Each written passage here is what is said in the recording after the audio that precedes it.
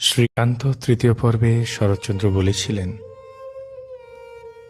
তাহাকে ধরিয়া রাখিলে হয়তো রাখিতে পারিতাম, কিন্তু সে চেষ্টা করিলাম না।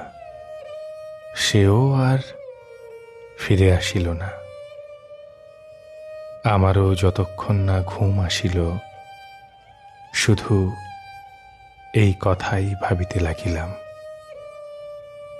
জোর করিয়া রাখিয়া লাভ হইত কি? আমার পক্ষ হইতে তো কোনোদিন জোরই ছিল না। সমস্ত জোরই আসিয়াছিল তাহার দিক দিয়া।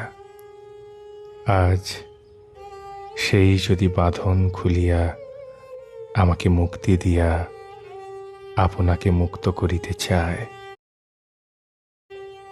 তো আমি ঠেকাইব কোন পথে?